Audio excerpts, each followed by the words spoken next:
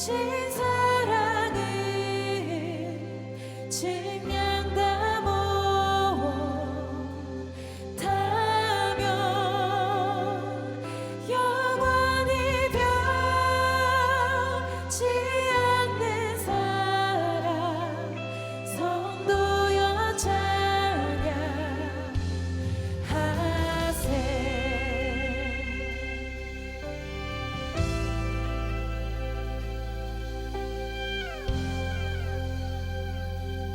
괴로운 시절 지나가고 괴로운 시절 지나가고 땅 위에 화쇠할 때 주 믿지 않던 영혼들을 큰 소리 외쳐 울어도 주 믿는 성도들에게 큰 사랑 베푸사 우리의 죄 사했으니 그대 잊을까. 하나님 크신 사랑은 증량 다 못하며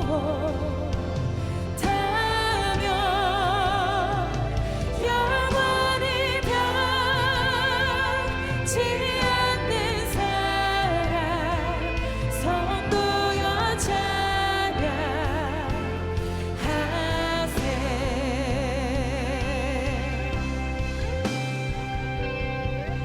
하늘을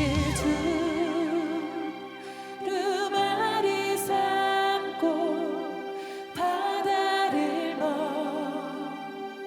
물 삼아도 한없는 하나님의 사랑 다 기록할 수 없겠네. 하나님의 크신 사랑 그 어찌 났을까.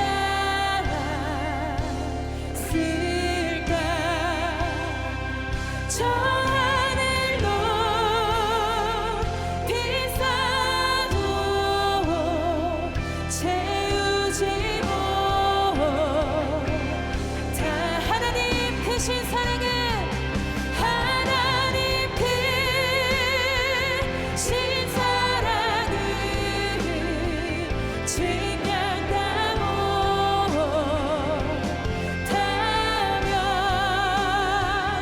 영원히 변치 않는 사랑 성도여 사랑하는 성도 여러분, 우리 믿음의 두 손을 들어 고백합시다. 하나님의 크신 사랑은 증량 다 못하며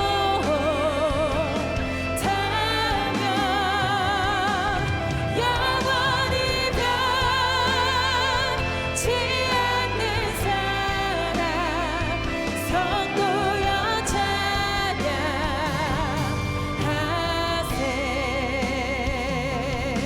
거룩 거룩 거룩 거룩 거룩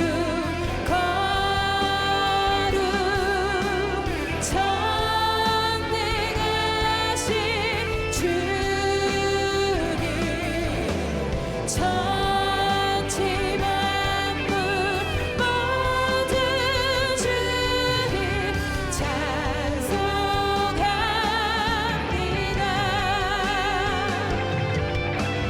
거룩 거룩 거룩 전능하신 주님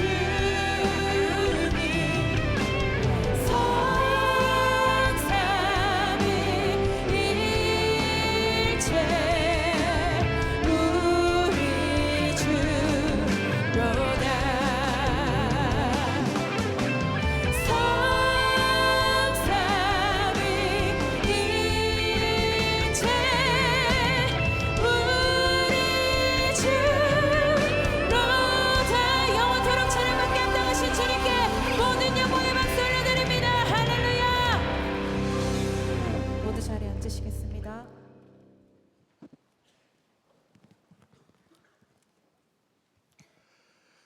사랑과 은혜가 충만하신 하나님 아버지, 거룩하고 복된 주일을 허락하셔서 찬양과 경배를 드리게 하시니 감사합니다. 오늘도 이 시간 주님을 경외하며 예배하는 모든 성도들에게 성령 충만하게 하셔서 신령과 진정으로 예배하는 참된 예배자 되게 하옵소서. 지난 한 주간 주님과 동행하며 믿음으로 승리하며 살겠다고 하였지만 순간순간 주님을 놓치고 세상의 유혹 속에 넘어졌다면 주님 앞에 오늘 이 시간 내어놓고 회개하며 기도합니다. 저희를 긍휼히 여겨주시고 돌이킴의 은혜를 주옵소서. 이 어려운 시기에 경제적인 어려움을 겪고 있는 많은 성도들에게 믿음과 지혜를 더하여 주옵소서. 새 힘과 용기를 주시고 때에 따라 이른 비와 늦은 비를 내려주셔서 우리와 함께하고 도우시는 주님의 손길을 만나게 하옵소서. 회복케 하실 주님을 전적으로 믿고 기도의 자리로 나아오게 하옵소서. 한 주간 여름 말씀 기도회 미가서 말씀을 통해 주님 앞으로 한 걸음 더 나아가게 하시고 함께 기도하며 은혜 충만하게 하시니 감사합니다. 특별히 이때 해외 단기 선교와 교회 학교 여름 수련회에 참여하는 우리의 아이들과 다음 세대들, 젊은이들과 성도들이 하나님을 깊게 만나게 하셔서 평생을 주님께 헌신하는 자들이 일어나게 하시고 그 길들이 주님과 동행하는 시온의 대로로 열려지게 하옵소서. 오늘 죄의 대물림을 어떻게 끊을 수 있나는 제목으로 말씀을 들고 단위에 서신 김다희 담임 목사님께 성령 충만하게 하옵시고 영유의 강건함을 더하여 주옵소서. 생명의 말씀이 전해질 때 집중하게 하시고 성도들의 마음의 문들이 열려져 말씀에 순종하며 결단하는 은혜의 시간이 되게 하옵소서. 한국 교회와 이 민족 위에 영적 대각성이 일어나게 하시고 이 나라의 정치 지도자들이 하나님을 경외하며 진정으로 국민을 사랑하고 섬기는 신실한 자들로 세워지게 하옵소서. 속해 방학 기간 동안 말씀 함께와 예수 동행 일기를 통해 주님 앞으로 우리 모두 한 걸음 더 나아가게 하시고 교회와 가정과 일터에서 감사가 끊이지 않고 오직 사랑만 하는 성도들 되게 하옵소서. 더 브릿지 찬양대와 주차 봉사와 보이지 않는 곳에서 예배를 돕고 기도로 섬기는 모든 손길 위에 하나님의 은혜가 충만하게 하옵소서. 우리를 죄에서 구원하신 거룩하신 주 예수 그리스도의 이름으로 기도합니다. 아멘. 오늘 우리에게 주시는 하나님의 말씀은 사무엘하 13장 1절에서 39절 말씀입니다. 봉독은 1절에서 2절, 14절에서 15절, 21절에서 22절, 28절에서 29절만 하도록 하겠습니다. 그 뒤에 이런 일이 있었다. 다윗의 아들 압살롬에게는 아직 결혼하지 않은 아름다운 누이가 있는데 이름은 다말이었다. 그런데 다윗의 다른 아들 암논이 그를 사랑하였다. 암논은 자기의 누이 다말을 사랑하였으나 처녀이므로 어찌할 수 없는 줄을 알고 병이 나고 말았다. 다말이 이렇게까지 말하는데도 암논은 다말이 애원하는 소리를 들으려고 하지도 않고 오히려 더 센 힘으로 그를 눕혀서 억지로 욕을 보였다. 그렇게 욕을 보이고 나니 암논은 갑자기 다말이 몹시도 미워졌다.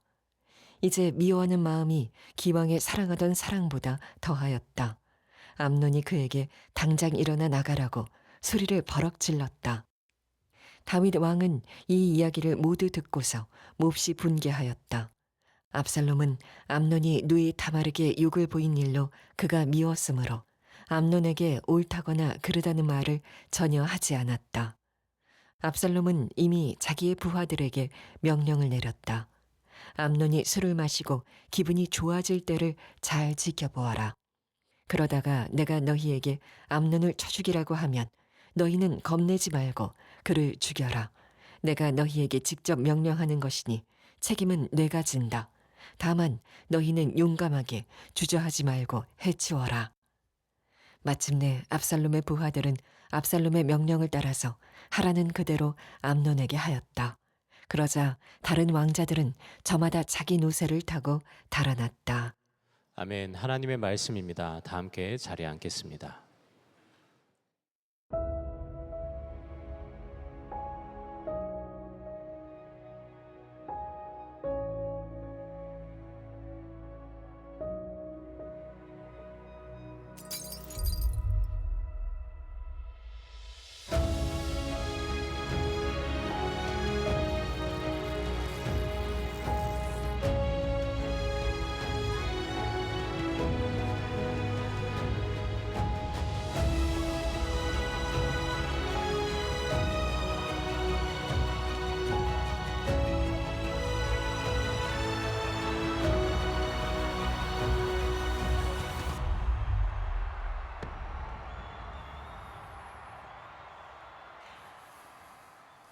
네, 7월 둘째 주 우리 사부 예배 오신 여러분들을 주님의 이름으로 환영하고 축복합니다. 우리 온라인으로 오신 분들에게도 하나님의 은혜가 충만하게 넘치기를 축복합니다.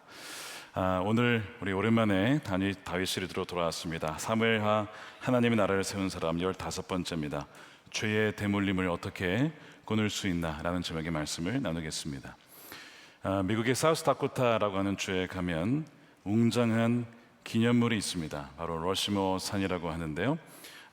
화강암의 산에 바로 4명의 미국의 대통령의 얼굴이 새겨져 있죠. 아마 사진으로 보신 분들이 계실 겁니다. 건국의 아버지 조지 워싱턴, 독립선언서를 작성한 토머스 제퍼슨, 위대한 개혁가 시어도 루즈벨트, 그리고 노예를 해방한 아브라함 링컨 얼굴이 차례적으로 이렇게 새겨져 있습니다.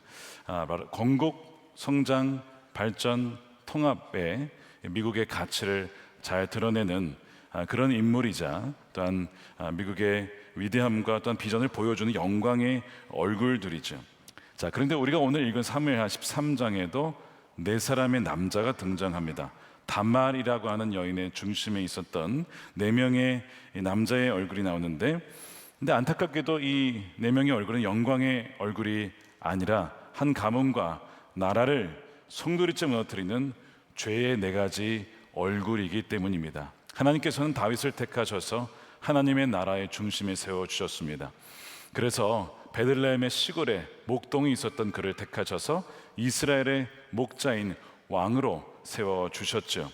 그래서 하나님은 당신의 손으로 이 하나님 나라의 그 경건한 그 시온의 산에 이 다윗이라는 인물을 새겨 주셨습니다. 다윗하면 하나님 마음에 맞는 사람, 믿음의 사람, 용기의 사람, 신실함의 대명사가 다윗입니다. 자, 그런데 우리가 이미 살펴본 것처럼 다윗은 스스로 죄를 지으면서 하나님의 그 작품에 손을 대고 또한 균열을 내기 시작합니다. 다윗은 물론 나단을 통해서 회개했죠. 그리고 하나님은 그의 죄를 용서해 주셨습니다. 하지만 모든 죄의 열매가 다 사라진 것은 아니었습니다. 오늘 우리 말씀을 보면, 물론 그 전에 이제 나단이 이런 얘기를 했었죠. 이렇게 경고를 했습니다. 사무엘하 12장 10절에 너는 이렇게 나를 무시하여 햇사람 우리아의 아내를 빼앗아다가 너의 아내로 삼았으므로 이제부터는 영영 너의 집안에서 칼부림이 떠나지 아니할 것이다. 오늘 영상에 칼의 모양이 있었습니다. 계속해서 그 우리아를 죽인 칼이 이 다윗의 가문에 계속 이어지게 되어지는 참 안타까운 장면을 우리가 13장, 14장, 15장 통해서 계속 보게 될 거예요. 자, 성경에 이런 원칙이 있습니다. 오늘 이 사무엘하 13장을 관통하는 또 해석하는 중요한 성경 구절인데 심은대로 거둔다는 것입니다. 갈라디아서 6장 7절이죠. 자기를 속이지 마십시오. 하나님은 조롱을 받으실 분이 아니십니다. 사람이 무엇을 심든지 심은대로 거둘 것입니다. 자기 육체에다 심는 사람은 육체에서 썩을 것을 거두고 성령에다 심는 사람은 성령에게서 영생을 거둘 것입니다. 자, 다윗이 육체의 정욕을 심은 것에 대해서 그가 회개할 때 그의 죄에 대해서는 용서를 받았는데, 그 정욕의 씨앗은 그 열매가 맺혀지게 된다는 것이죠. 왜요? 무엇이든지, 선한 것이든지 악한 것이든지 심는 것에 열매를 거두는 것이 하나님이 정하신 법칙이기 때문입니다. 은혜에 대한 가르침 중에 사람들이 오해하는 것이 하나 있는데, 우리의 죄를 자백하고 용서하면 죄의 그 결과, 물론 죄의 책임은 우리가 면할 수 있습니다. 그것이 은혜의 힘이죠. 그런데 그 죄의 열매가 있어요. 죄의 결과가 있습니다. 거기에 대한 것까지 다 사라지느냐? 여러분 꼭 그렇지 않다는 것입니다. 하나님의 은혜로 다윗은 용서를 받고 죽임을 당하지 않았어요. 그러나 죄의 열매를 그가 거두게 되는 것에 대해서 하나님 것을 완전히 치우지 않고, 그러나 그 죄의 열매를 거둘 때 굉장히 쓰디쓴 열매를 먹을 때 그것을 견뎌내길 수 있도록 은혜를 주시고 또한 통과할 수 있는 힘을 주셨다는 거예요. 우리가 오늘 23장을 통해서 그 열매들을 보고 어떻게 하면 죄의 대물림을 끊어낼 수 있을까를 말씀을 통해 살펴보고자 합니다. 종종 이런 말이 있습니다. 와, 그 아버지를 참 많이 닮았구나. 보통 이것은 칭찬이죠. 자녀가 부모를 닮았다고 얘기했을 때는 보통 칭찬할 때 그렇게 얘기를 합니다. 그런데 종종 그 반대가 될 수가 있습니다. 부정적인 의미를 쓸 때도 있죠. 야, 그 아빠랑 똑같네 라는 말이 부정적일 수도 있어요. 자녀를 키우다 보면 자녀의 모습 속에 정말 이것을 자녀가 닮지 않았으면 하는 그 모습을 자녀가 닮아 있을 때 말이든 행동이든 습관이든 깜짝깜짝 놀랄 때가 있습니다. 왜 이 아이가 이런 행동을 하지? 내가 가지고 있는 나쁜 습관인데 왜 이 아이가 이것을 하고 있지? 원치 않는 것이 우리 자녀들에게 흘러갈 때가 있다는 것이죠. 안타깝게도 다윗의 이 정욕과 간음이 암논에게 흘러갑니다. 속임수와 폭력이 압살롬에게 흘러갑니다. 자녀들에게 나눠서 흘러가게 된 것이죠. 먼저 이 다윗의 아들 암논은 다윗의 장자입니다. 아히노암에게서 낳은 아들이에요. 그리고 압살롬은 셋째 아들로서 그의 어머니는 아람 계통의 구슬 왕 달메의 딸 마아가라고 했습니다. 이방 여인을 맞아 들인 겁니다. 그러니까 이 암논과 압살롬은 이복 형제인 것이죠. 그리고 압살롬의 여동생이 바로 오늘의 이제 말씀이 나왔던 다말입니다. 아마 압살롬의 어머니가 예뻤던 것 같아요. 그래서 압살롬도 그의 외모가 얼마나 유명했는지 이스라엘에서 그만큼 멋있는 남자가 없었습니다. 키도 컸죠. 외모도 잘생겼죠. 머리도 또 길어가지고 그러니까 많은 여인들이 좋아했었죠. 다말도 굉장히 아름다운 여인이었습니다. 이제 문제는 뭐냐면 암논이 이 다말을 사랑하기 시작했다는 겁니다. 이복 남매 관계이잖아요. 근데 사랑하기 시작했다는 거예요. 이것이 이제 문제의 발단이 되게 됩니다. 자, 우리가 이제 네 가지 얼굴 하나씩 살펴볼 텐데요. 첫 번째 얼굴은 암논의 얼굴입니다. 사랑의 조각칼로 파괴를 새기는 정욕입니다. 1절에 암논이 그녀를 사랑하였다. 그리고 2절에 보니까 그 누이 다말을 사랑하였으나 처녀임으로 어찌할 수 없는 줄을 알고 병이 났다는 거예요. 저 관계가 이복 관계입니다. 건드릴 수 없어요. 게다가 처녀입니다. 부부 관계가 아니에요. 그런데 그녀를 좋아하는 거예요. 그녀를 사로잡고 싶은 겁니다. 이것은 사랑이 아니라 이것은 집착이고 소유욕에 불타고 있는 병인 것이죠. 이런 상황을 그의 사촌인 요나답이 알고 교활한 계략을 알려줌으로써 결국에는 이 다말을 자신의 방에 끌어들여서 그녀를 끌어안고 눕게 되죠. 다말이 간곡하게 호소합니다. 이러시면 안 됩니다. 오라비여, 이러시면 안 됩니다. 이것은 정말 수치스러운 일입니다 라고 그렇게 저항을 하지만 힘이 셌던 암논이 그녀를 제압을 하고 욕을 보이게 되는 거예요. 끔찍한 일이 벌어졌어요. 근데 더 끔찍한 일은 그 다음입니다. 15절에 보니까 좋아할 때는 언제고 막상 자신의 욕망을 채우고 나니까 그녀가 싫은 겁니다. 당장 내 방에서 나가라고 그녀를 쫓아냅니다. 그랬더니 그녀가 그러죠. 이것은 더 나쁜 일입니다. 책임을 지지 않겠다는 거예요. 여러분, 다말은요 이날 이후로 성경이 등장하지 않아요. 그녀의 인생이 어떠했을지를 우리는 상상할 수 있습니다. 얼마나 수치 가운데 살았을까. 한 여인의 인생이 완전히 망가지게 된 것입니다. 여러분, 정욕의 끝이 바로 이런 겁니다. 정욕이 자신을 행복해 줄 수 있을까라고 생각하지만 항상 파괴적인 증오와 허무함이 남을 뿐이죠. 이 암논은 자신의 아주 이기적인 욕망을 사랑이라고 포장을 했죠. 자기 자신을 속였습니다. 그러나 그 욕망이 채워지자 죄악된 모습을 보여주는 그 다말을 볼 때 싫은 거예요. 그녀를 보면 자신의 죄가 드러나니까, 그녀를 보면 자신의 욕망이 드러나 있으니까 그녀를 없애보고자 정말 쓰레기 취급하듯이 그녀를 버리는 이 악랄한 남자가 바로 다윗의 아들 암논이었다는 것입니다. 여러분, 이 정욕의 모습이 어디에서 왔을까요? 물론 인간의 본성입니다. 그러나 바로 아버지 다윗에게서 온 것입니다. 그 아버지의 정력이 이 아들에게 흘러간 거예요. 다윗이 왕의 권위로 밧세바를 불렀을 때 거절할 힘이 있었겠습니까? 밧세바에게 부른 이후에 그녀를 범하려고 했을 때 그녀가 거절할 수 있었겠냐고요. 그 힘으로 눌렀기 때문에 피해를 입은 것이죠. 그 정력, 나단의 표현에 의하면 그 비유에서 나그네로 찾아왔던 그 정력을 상징하는 나그네가 이제는 누구를 찾아간 겁니까? 그의 아들 암논을 찾아간 것이고, 그 암논은 정력에 사로잡혔던 것입니다. 그리고 끔찍한 죄의 열매를 맺게 됐어요. 이것이 죄의 대물림이고, 이것이 죄의 전염성이고, 이것이 죄의 확장성입니다. 전염병처럼 퍼져나가는 거예요. 아들이 아버지의 간음을 왜 몰랐겠습니까? 아버지도 하는데 나라고 못할 게 뭐가 있을까? 내가 좋으면 다 그런 거지 뭐. 이렇게 이 죄를 짓는 데 담대하게 부추긴 것이 결국 아버지 다윗의 범죄였던 것이죠. 여러분, 사실 이 암논의 얼굴은요, 오늘날에도 있습니다. 사람을 인격으로 대하는 것이 아니라 욕망의 도구로 삼는, 사람을 인격으로 대하는 것이 아니라 비인격화하여 자신의 욕망을 채워줄 도구로 삼을 때에 바로 그 얼굴이 암논의 얼굴인 것이죠. 혹시 나의 외로움과 나의 불안을, 나의 욕망을 채우기 위해 누군가를 도구로 삼고 있지는 않습니까? 어떤 남자를, 어떤 여자를, 또한 자신의 필요를 사랑이라고 포장하고 있지는 않습니까?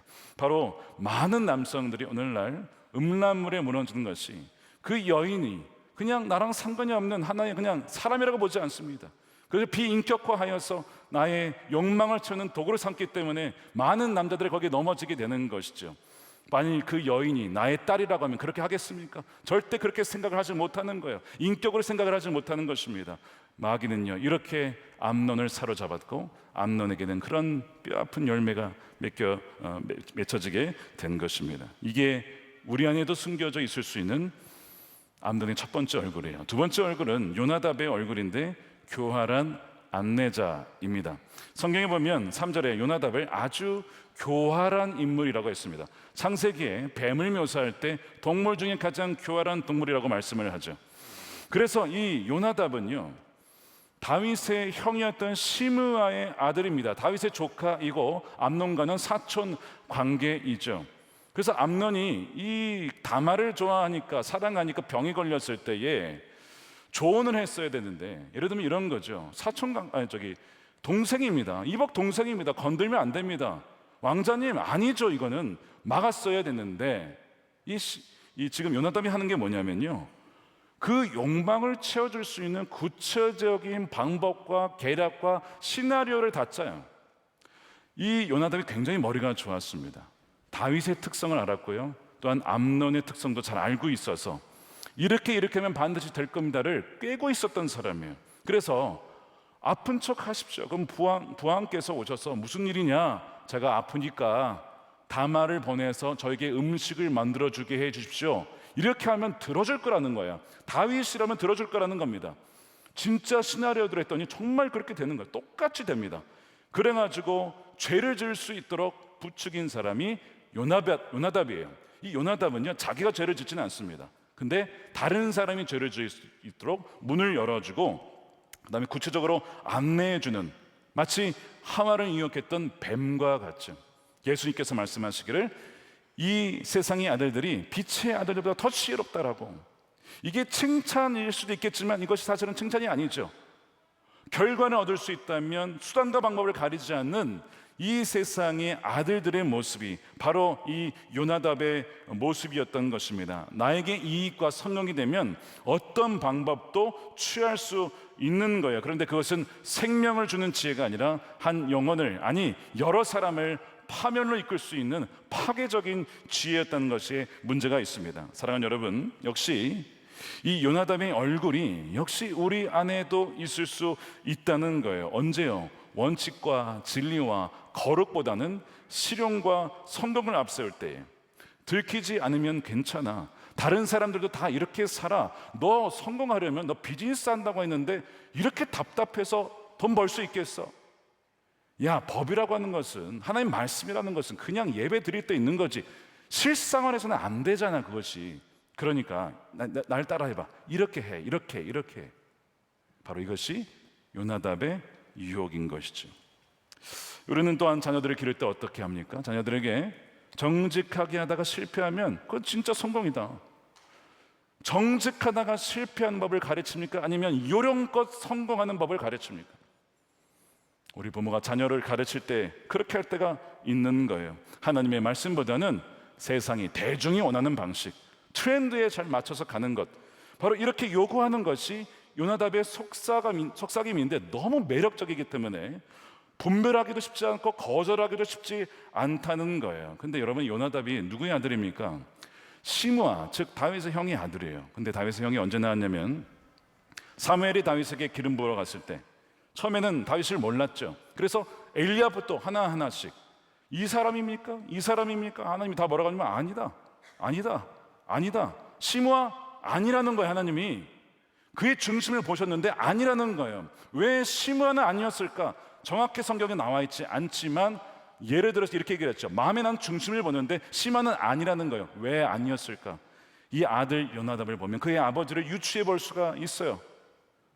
오직 성공을 위해서라면, 욕망을 채워줄 수 있는 것이라면 어떠한 방법도 취할 수 있는 사람, 그 아들이 그 아버지에게서 그것을 배운 것 아니었을까? 충분히 짐작하고 유추해 볼 수 있는 대목입니다. 그래서 아니라고 했던 거예요. 그런데 그 아들이 지금 다윗의 아들에게 유혹을 하고 있고 결국에는 그것이 성공을 거두는데 그건 성공이 아니었어요.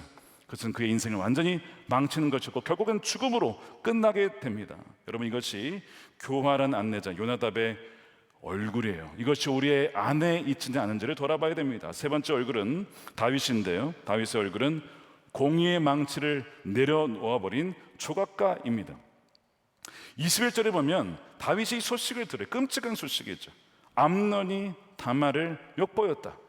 이 소식을 듣고 어떻게 반응하냐면 크게 분노합니다. 21절이죠. 다윗 왕은 이 이야기를 모두 듣고서 몹시 분개하였다. 어떻게 이런 일이 있을 수 있느냐? 그런데 그게 끝이에요. 후속 조치를 전혀 하지 않습니다. 아들을 징계하지 않아요. 법대로 처리하지도 않습니다. 호통치지도 않습니다. 그 얘기는 무슨 얘기예요? 암논의 죄를 그냥 용납한 것이고, 두 번째, 다말의 그 고통을 외면하는 것이고, 결과적으로 압살롬으로 하여금 내가 복수하리라 라고 하는 그 씨앗을 심어주게 된 계기가 되고 만 것입니다. 여러분, 다윗이 왜 행동하지 않았을까요? 왜 다윗이 가만히 있었을까요? 그가 범죄했기 때문입니다. 그가 범죄했기 때문에, 자신의 과거 때문이죠. 바세바를 범하고 우리아를 죽였던 죄책감이 그의 손발을 묶어버린 거예요. 내가 무슨 자격으로 암논을 꾸짖을 수 있을까? 라고 생각을 했던 것이죠. 이 질문이 그의 입을 막고 손발을 묶어 버린 것입니다. 여러분, 이것이 죄의 영향력이에요. 여러분, 죄는요, 복을 훼손시킵니다. 선한 영향력을 거두어 갑니다. 영적 권위를 거두어 갑니다. 여러분, 다윗이 누구예요? 별명이 뭡니까? 자이언트 킬러, 거인을 죽인 자, 블레셋에 벌벌 떠는 사람입니다. 하나님께서 그렇게 세워주신 다윗이었어요. 근데 죄를 범하자 그 영향력이 싹 사라지게 되는 거예요. 자신의 아들조차에게도 훈계할 수 없는 그 무너진 아버지의 모습, 내가 뭐라고 아들에게 할 수 있을까?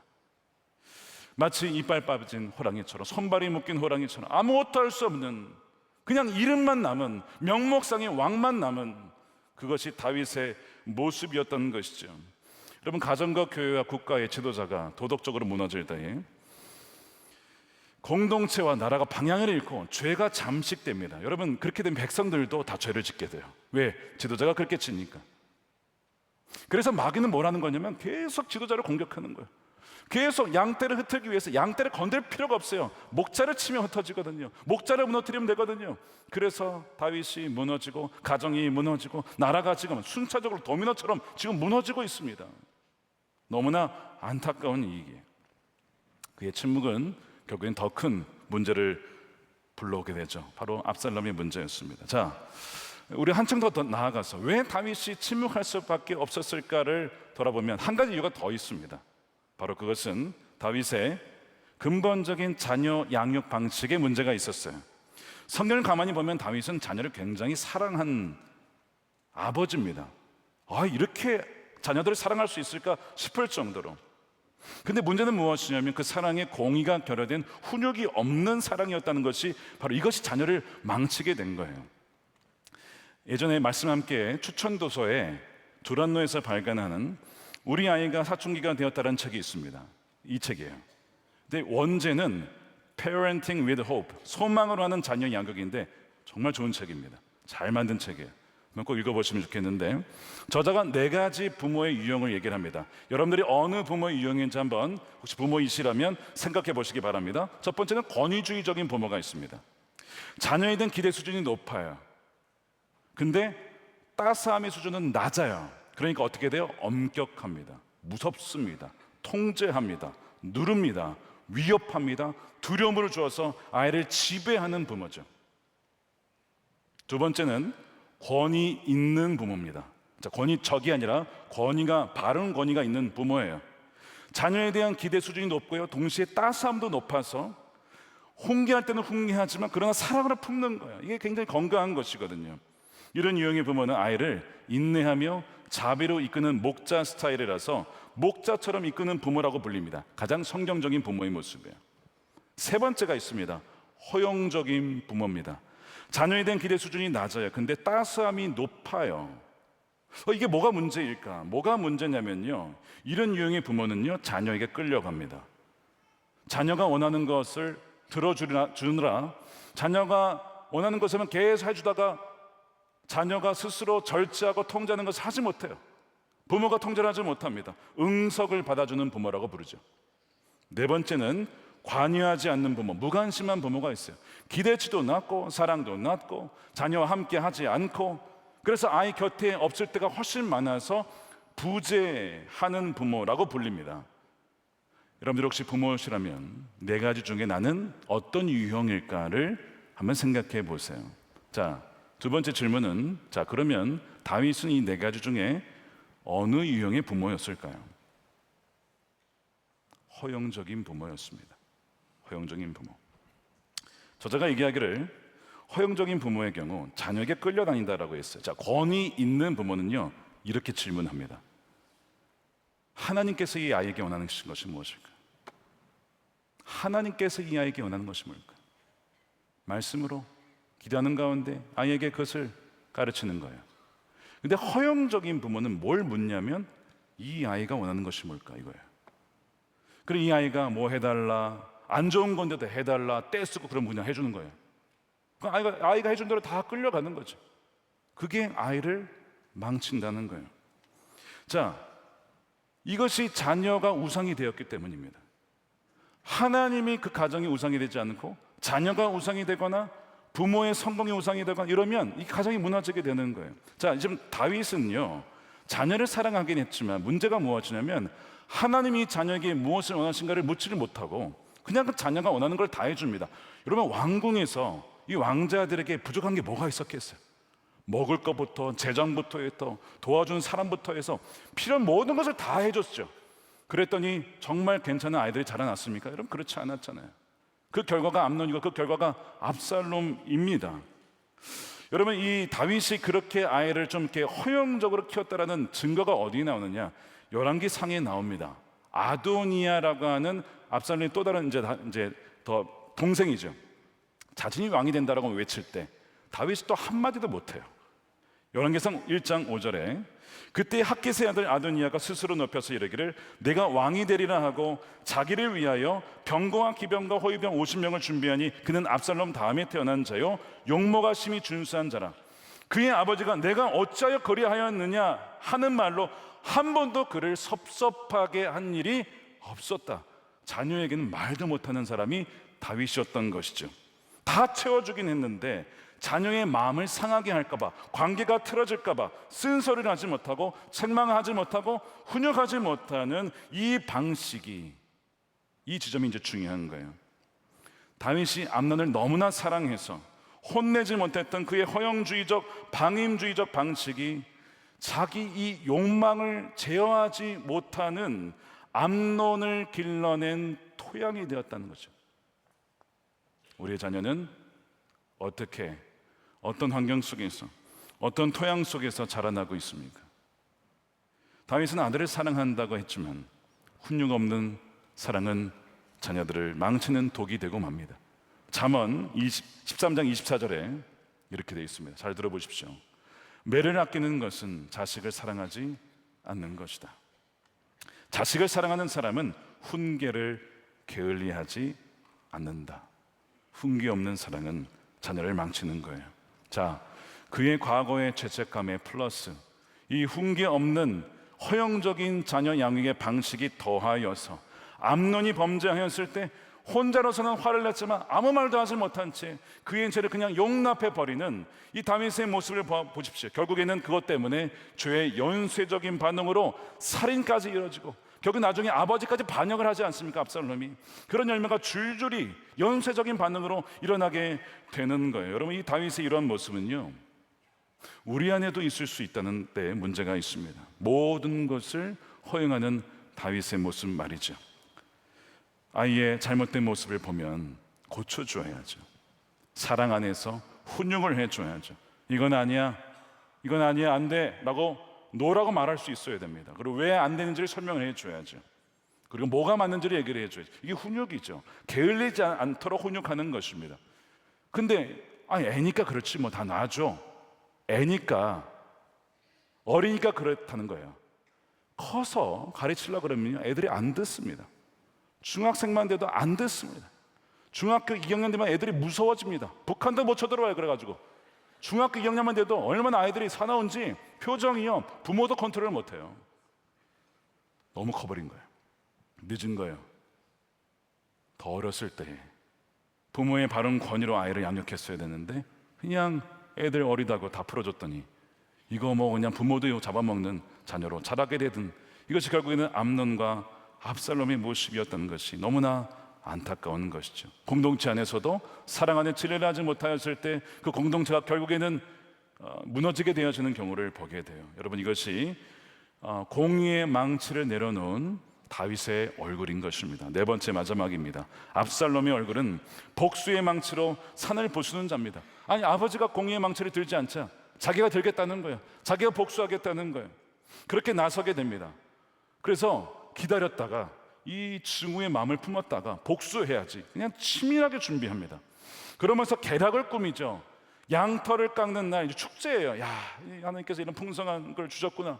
그래서 아버지를 초청하고 형을 초청하려고 하는데 아버지는 안 온다는 거예요. 그 아버지에게 그러면 형이라도 보내주십시오. 암논이라도 보내주십시오. 그러니까 다윗이 느낌이 이상해. 왜 압살롬이 암논을 찾으려 하지? 둘의 관계를 알잖아요. 그러니까 다윗이 묻는 거예요. 사무엘하 13장에 뒤에 왕이 그에게 물었습니다. 암논이 너와 함께 가야 할 이유가 뭐냐? 다윗도 이 감각이 있는 거죠. 이거 갔다가 이게 이상한 일이 벌어지는 거 아니야? 근데 계속 압살롬이 괜찮습니다. 아닙니다. 아무 일 없습니다. 우리는 그냥 파티하는 것입니다. 그 아버지를 속이죠. 다윗은 속습니다. 여러분, 이 다윗이 속은 이 장면, 다윗이 언제 속였습니까? 우리아를 속였잖아요. 치열한 전투 속에 가다가 자연스럽게 죽는 것처럼 처리했잖아요. 그 속임수의 부메랑이 돌아와서 다윗에게 지금 온 것이죠.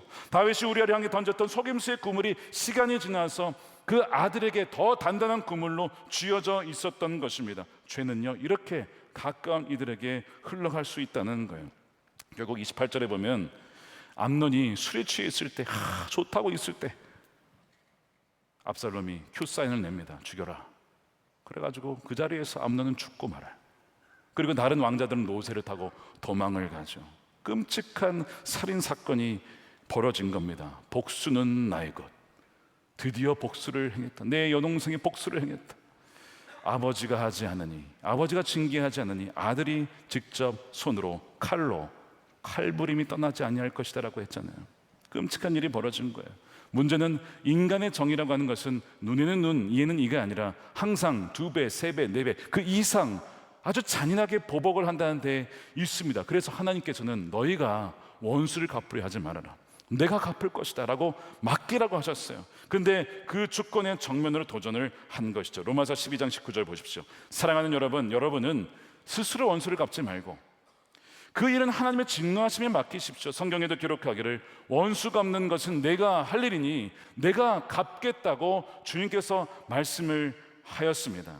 근데 압살롬은 하나님의 자리를 찬탈하고 자신이 직접 칼로 그 형을 죽이게 된 거예요. 자, 그런데 이 압살롬의 얼굴 역시도 사람들의 얼굴 안에 있을 수 있습니다. 언제요? 누군가를 미워할 때, 누군가를 증오할 때, 저 사람 정말 망했으면 좋겠다, 저 사람 정말 사업 그냥 끝장났으면 좋겠다, 그렇게 증오하고 저주할 때에 바로 그 일그러진 모습 속에 누구의 모습이 있는 겁니까? 압살롬의 모습이 있어요. 서서히 자신을 죽이는 겁니다. 여러분, 하나님께서 아십니다.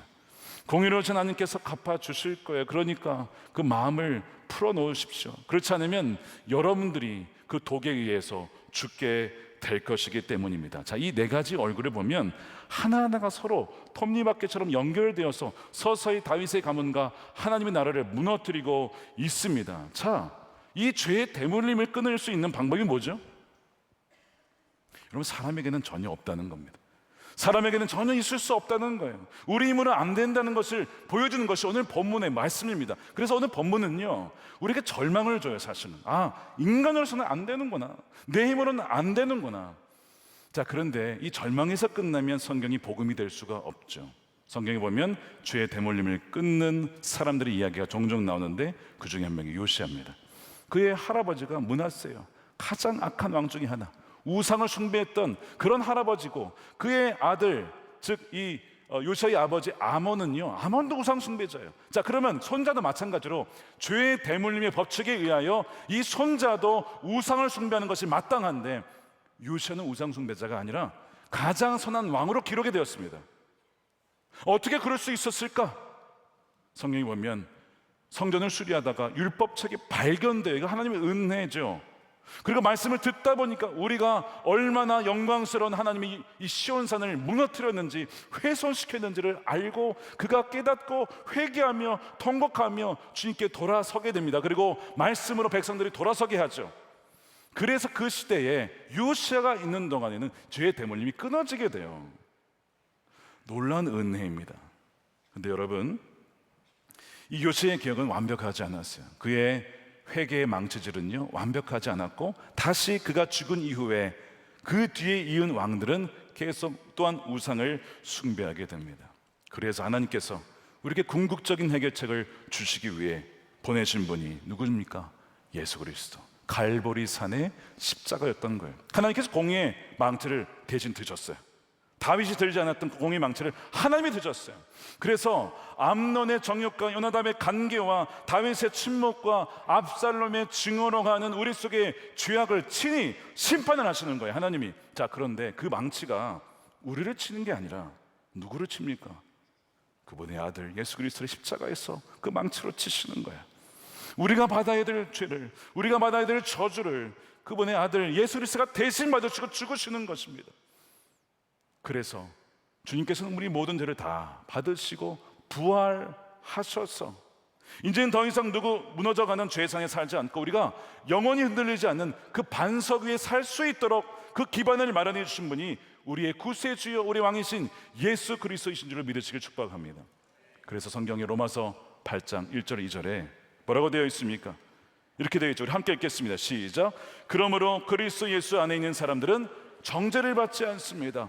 그것은 그리스도 예수 안에서 생명을 누리게 하는 성령의 법이 죄와 죽음의 법에서 여러분을 해방하여 주었기 때문입니다. 할렐루야죠. 그리스도 예수 안에서. 자, 예수님도 다윗의 후손으로 왔어요.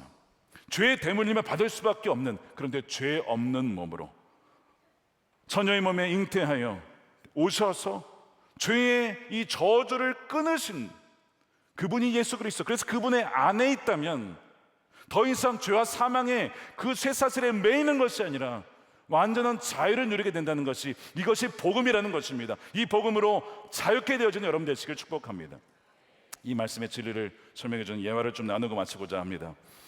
알코올 중독자 아버지 밑에서 자란 아들이 있었어요. 이분이 집사님이십니다. 아버지는 술에 취하면 집에 들어오면 막 폭언을 하고 막 때리고 물건 집어 던지고 그냥 지옥이 되는 거예요.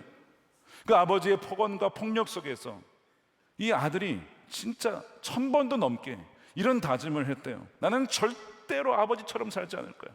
난 절대로 아버지를 닮지 않을 거야. 나는 절대로 우리의 사랑하는 아들, 자녀들에게, 딸에게 상처를 주지 않을 거야. 그렇게 결심을 했어요. 이 결심이 대단한 것이, 그렇게 하려고 하니까 공부를 열심히 하게 된 거예요. 그래서 좋은 대학에 들어가서 직장도 괜찮은 직장에 들어갔습니다. 신실한 또 아내를 만나서 결혼을 했습니다.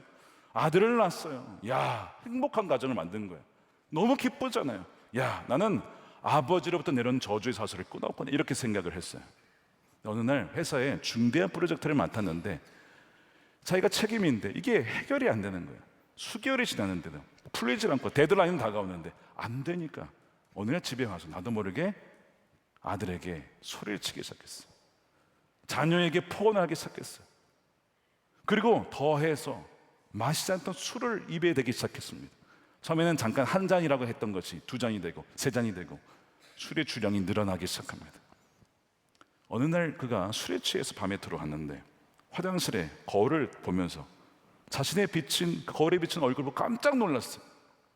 자기가 그렇게 증오하던 아버지 얼굴이 그 안에 있는 거예요.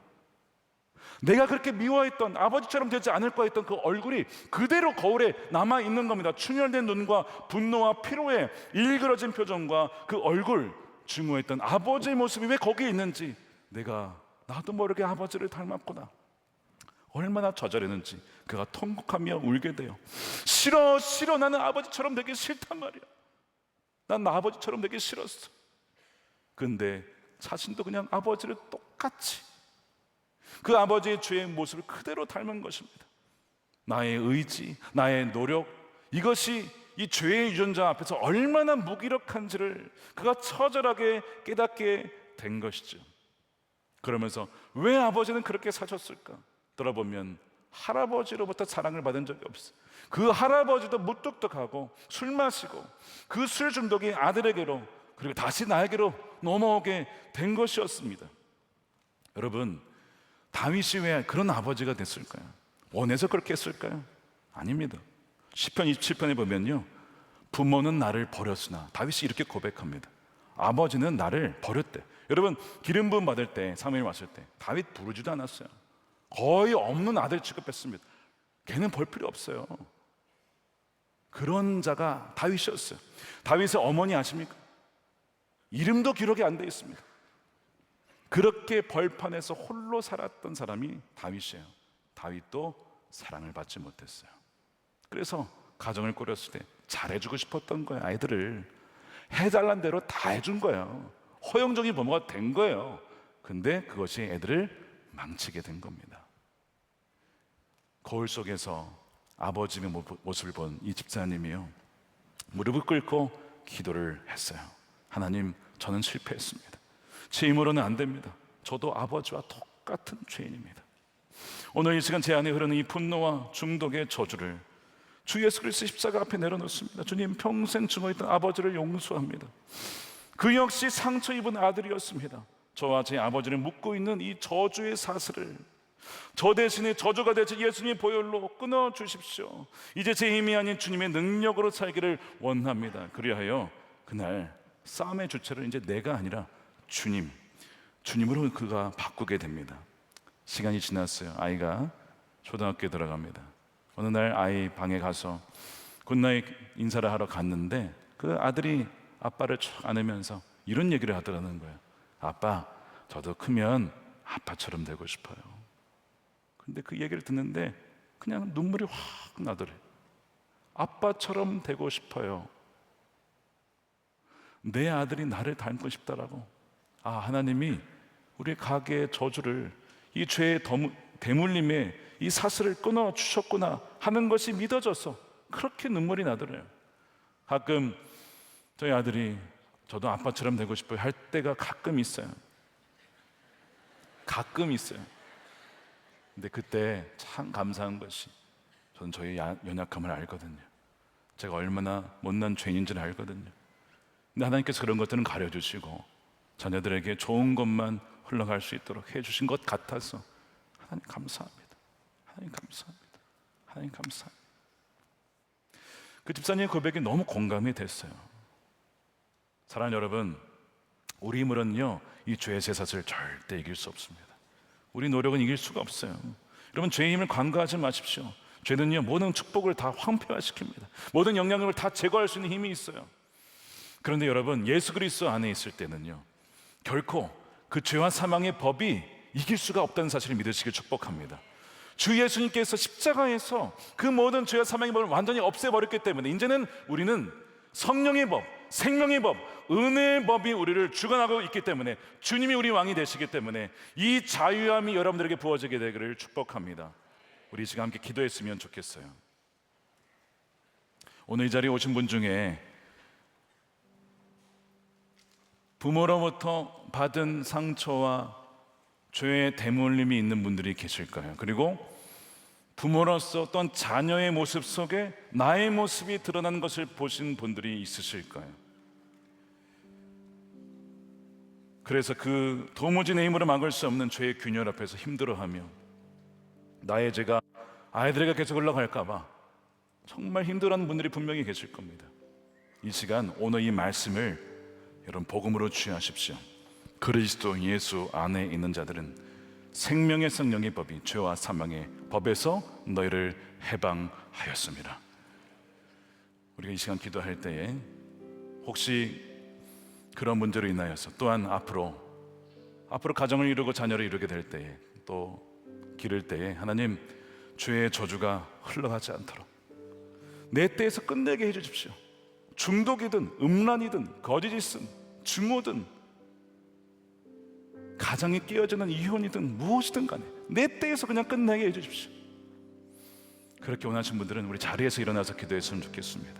주님, 이 시간에 우리 자리에서 일어나 주님 앞에 믿음으로 반응하는 자들을 기억하여 주시고 주여 우리에게 안수하여 주셔서 오늘 말씀 그대로 우리 힘으로 할 수 없지만 그리스도 십자가의 갈보리 산에서 그 은혜의 법으로 우리의 모든 사망과 죄의 권세를 완전히 끊어 주시옵소서. 우리 주여 한번 부르고 기도하겠습니다. 주여, 살아계신 아버지 하나님 감사합니다. 우리 힘으로 살아갈 수 없음을 고백합니다. 우리 힘으로 살아갈 수 없음을 고백합니다.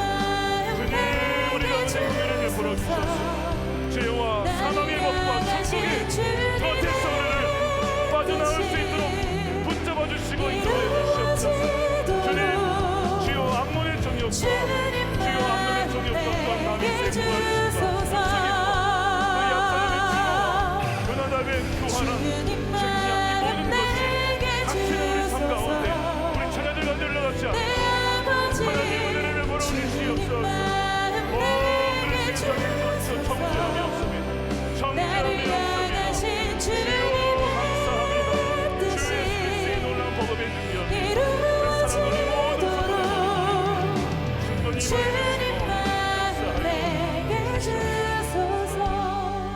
살아계신 아버지 하나님 감사합니다.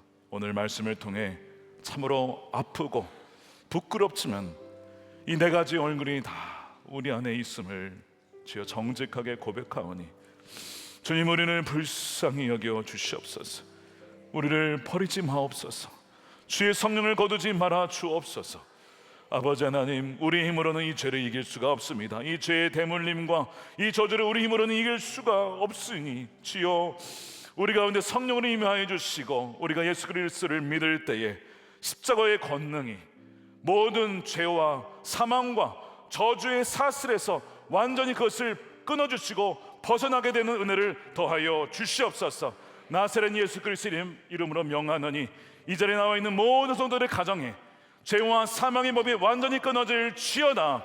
모든 저주는 끊어질지어다. 모든 중독은 끊어질지어다.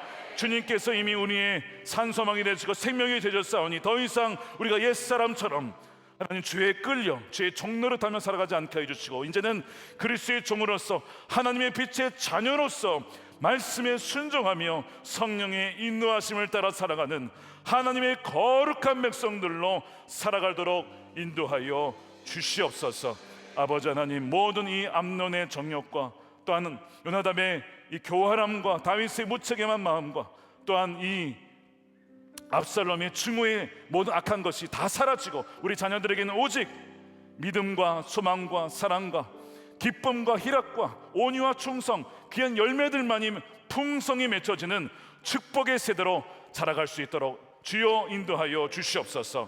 아버지 하나님, 11조로 감사헌금으로 성경금으로 주님께 올려드리며 우리의 삶을 주님께 산 제물로 드립니다. 우리의 말과 행동과 우리의 모든 재정과 쓰이는 모든 것이 하나님께 드려지는 향기로운 예물이 되게 하여 주시옵소서. 아버지 하나님, 이 나라가 하나님을 경외하는 나라, 하나님을 두려울 줄 아는 나라가 되게 하시고, 하나님 지도자들에게 정말 하나님 마음을 닮은 하나님의 뜻을 알고 백성들에게 정치적으로 행할 수 있는 결단과 분별력을 더하여 주시옵소서. 아버지 하나님, 남과 북의 복음으로 하나 되게 해주시고, 북한에 억눌려 있는 김국기 김정은 목사님, 최충기 선교사님, 장문석 집사님 비롯한 주여 사슬의 미연 이들을 자유하게 해방시켜 주시옵소서. 땅끝까지 이르러 복음을 증거하는 선교사님들을 기억하여 주시며, 지금도 파라과이 선교팀, 또 하나님 땅끝까지 나아가는 우리 선교사님들을 기억하여 주셔서 가는 선교사로 우리도 함께 보내는 선교사로 동참할 때에 주여 오시기를 예비하여 주님이 오시는 그날 착하고 충성된 정으로 한 사람도 예외 없이 인정받고 칭찬받는 우리 선한 목적의 모든 예배자들이 되게 하여 주시옵소서. 축복하며 예수님의 존귀하신 이름으로 기도드립니다. 아멘. 이제는 우리의 생명 되신 예수 그리스도의 그 신 은혜와 아버지 하나님의 측량할 수 없는 풍성한 사랑하심과 세상 끝날까지 우리와 함께 하시는 성령님의 가망함동 교통 내주하심이 죄의 대물림의 저주와 사슬을 예수 그리스도 안에서 끊고 이제는 사랑과 축복만을 흘려보내기로 결단하는 사랑하는 우리 주의 모든 예비자들 머리 위에 저들의 가정과 일터, 사랑하는 자녀들과 다음 세대와 주의 몸된 교회와 조국 대한민국과 열방 가운데 영원히 함께 하시기를 간절히 축원하옵나이다. 아멘.